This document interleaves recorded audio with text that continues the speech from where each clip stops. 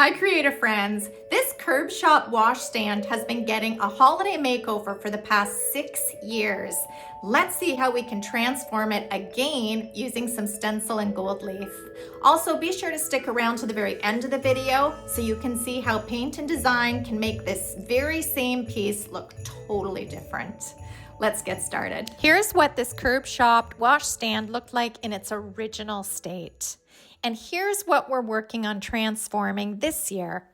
When I pulled it out of storage, it was in really good shape. I mean, there were a few scratches, a couple of scuff marks, and the would you bend impression on the towel bar was still very prominent, but nothing that a little scuff sanding won't fix.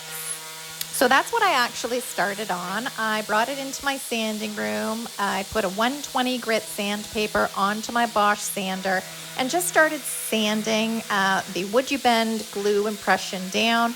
And as you can see, as I was sanding, the past prior year makeovers started beating through, but it's kind of fun. That's just fine. It doesn't need to be sanded down to bare wood. I just wanted to smooth it out. I moved on to sanding the drawer and sanding down the airbrush stencil that I actually did last year in metallic.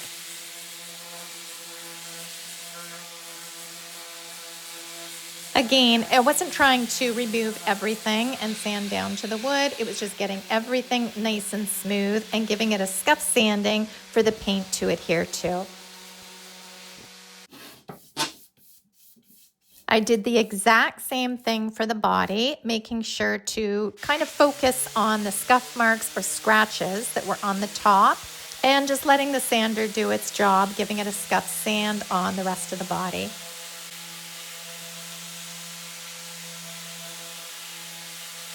Also, when I'm scuff sanding, if there's any buildup around the edges, because as I mentioned, this has been done 5 times over now, and it's not for sale, it's just for me. So it's just a creative endeavor that I do for myself every Christmas. I did make sure to do some extra sanding on the areas where there was a bit of paint buildup. So as you can see, it is not pretty after it's scuff sanded. Let's make it pretty again with a gorgeous, moody, dark color. And I used one of my favorites called Coffee Bean. This is a really rich, I would say black brown. It's a warm black brown, and I've used it on numerous projects throughout the years, and I always love the results. Using my medium oval brush, I started applying the coffee bean onto the drawer to cover up last year's pink and last year's metallic airbrush stencil. As you can see, it glides on beautifully. I love using this brush. And if you do feel that this chalk mineral paint is not gliding on to perfection, you can just use a water bottle spray mister. Spray your brush very lightly. As you can see, I have mine in the background, so I do use it. And it works beautifully. Once I have the paint on all areas of the top of the drawer, I just went ahead and smoothed it out. Then I moved on to the harp towel bar. I believe that's what they're called, a harp towel bar, if I'm not mistaken. If you guys know, you can leave the correct naming of this down in the comments below. I'd actually appreciate it. And I went ahead and again started applying the coffee bean onto the towel bar section because in the 2024 makeover, we are going to be using it. I've had some of my SI blog readers ask me why I would use an oval rather than a flat brush. And these ovals, they spread. They really spread and get the paint on nicely. They can also be used for the slap-on technique that I'm using here for the oval bar. They hold a lot of paint and they do an awesome job at getting rid of brush marks. Really, it just depends on what brush you are enjoying using. I like using a lot of different brushes. I have a good few quality brushes in my arsenal, my paint arsenal, and I just swap them up to whichever one I feel like using. But just find a good quality brush that you really enjoy using and stick with it. Or grab yourself a good few and swap them out. It's whatever makes the creative process fun for you. And here I am, you can see I'm using it on the top of the washstand, and it does spread out beautifully and spread the paint really, really nicely.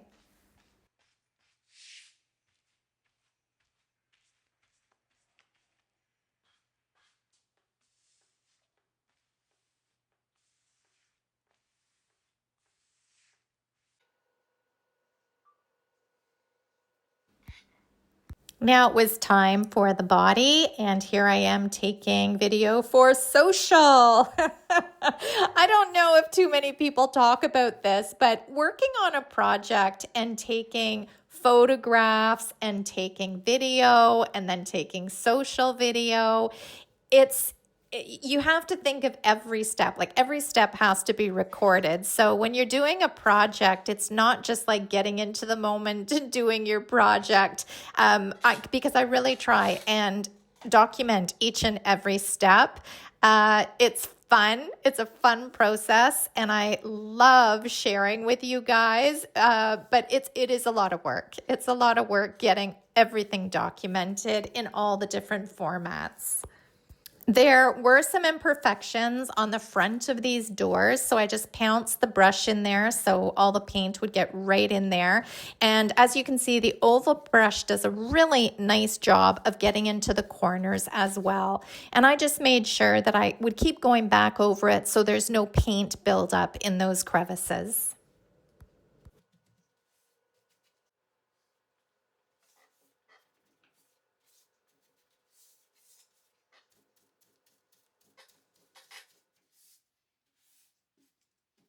I let the first coat dry overnight, and the following day I went back and applied a second coat of this coffee bean. The second coat is the perfect time to finesse everything. So if you've noticed that for your first coat, maybe there was an area that went on slightly lighter than the rest. If there's a little spot that you missed the first time around, going in and applying the second coat will make everything look flawless and perfect. Now for the fun part. Let's do some gold leaf stenciling. I chose this Holiday Joy Bells and Whistles stencil, and I pulled out the rest of my supplies, including the glue, foam brush, and some gold leaf. I added the glue onto a paper plate so it's easily accessed with my foam brush. Plus, I needed to offload excess glue, so this is an easy way to do it. I removed the stencil from the packaging, tore the 4 different designs because they're perforated, which makes that's a great idea actually. But I also wanted the designs to be a little bit smaller and easier to work with. So I actually took my scissors and cut around some individual designs for easy placement on this washstand. Once my designs were cut out, I placed an individual design right on the front. I should mention that I actually put this little washstand on its back to make it really, really easy. And I do encourage you, if you have a piece that you can actually flip, and just flip it on its back if you want to do any stenciling designs or transfer designs, gold leaf. It just makes it a whole lot easier if the piece is flat rather than working on it horizontal. So I placed the stencil design onto the front door, and using my foam brush, I dabbed it into the glue, removed the excess because you don't want too much glue going on this, and then just dabbed and pounced the glue into the stencil design.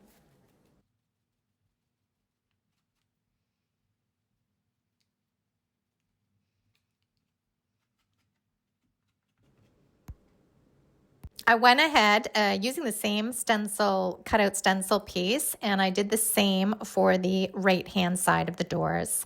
Now, I've used a glue spray adhesive to keep the stencils, prior stencils on prior projects in place while I do stenciling, whether it be with paint or airbrushing, etc. But I found that these were such small stencil designs that it was easy enough for me to hold down. And the more glue that I added, the more it would stick. So I really had to hold it down when I first placed it. But as I pounced and added more glue, it kind of stuck on to the area very, very well.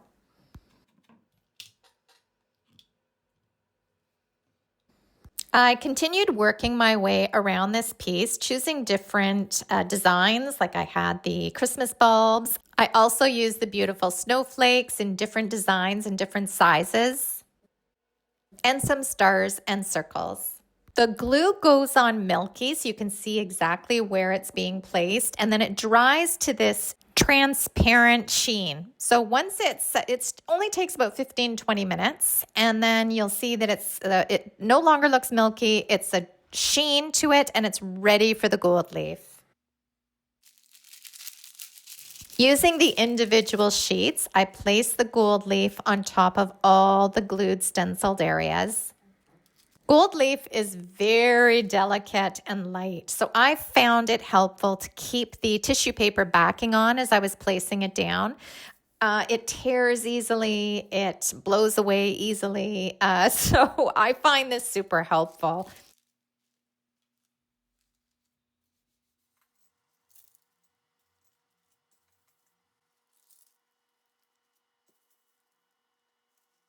And once I had all the sheets in place, I took a nice soft brush and I started brushing away the excess gold leaf that had no glue underneath it. And this is where the magic happens. The design just kind of magically appears, and it is a lot of fun. Disclaimer though, it is messy. It's pretty darn messy. So make sure you have an area, a workspace area that you will be able to clean up after, because this gold leaf will get on the floor, it will get on your clothes, it will get kind of all over the place. So I would work in a confined area that you can easily clean up afterwards. I have to say though, this gold flying all over the place is kind of part of the fun. I had a lot of fun with it. I worked my way around all the designs that I had placed, and some of the gold leaf needed a little extra brushing. Some of it came off really easily. So just take your time with it. The entire process, so from start, for me applying the glue on with the stencil and then patting down the gold leaf with my hand and then using the soft brush to remove the excess, the whole front design of this gold leaf stencil took me, I would say, maybe 30 minutes.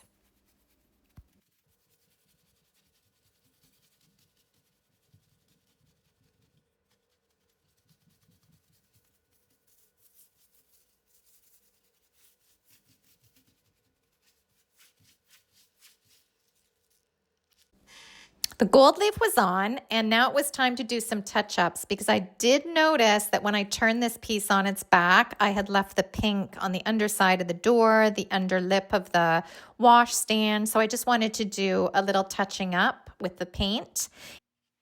And then I found these old vintage knobs in my hardware supply, and they didn't distract from the design at all.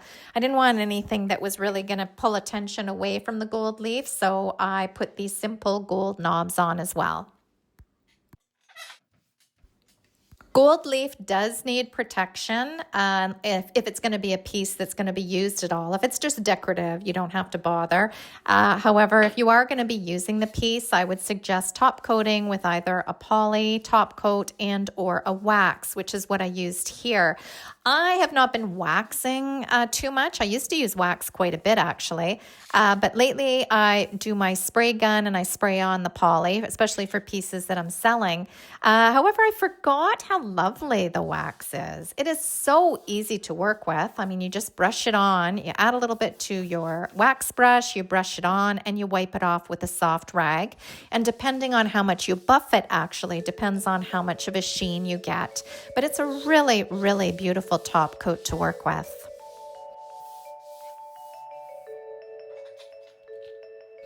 So that finishes 2024 Christmas washstand. And just as a reminder, here's the before. And here's the after. And I think it's dark and glamorous and beautiful this year. And I cannot wait to hear what you think.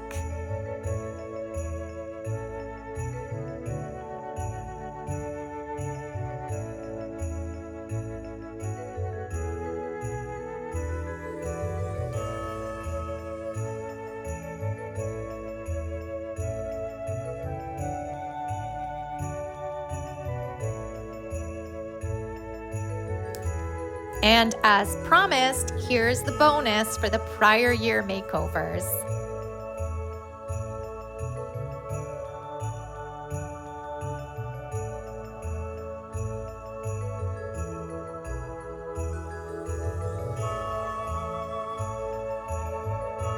So I hope you enjoyed this stenciling gold leaf tutorial, and hopefully it's inspired you to give it a try on one of your projects. It is messy, but it's a lot of fun. And it gives a glamorous look. I just love the way this washstand turned out. I can't wait to hear which of the washstands is your favorite down below. Also, thank you so much for your support on this channel all year long. It's much appreciated. I'll be taking the next couple of weeks off for the holiday season to spend time with family and friends. And I just want to say thank you. Thank you for an awesome year, and wishing you and yours a happy holiday as well. Until next year, bye guys. Gigi wishes you a happy holiday as well.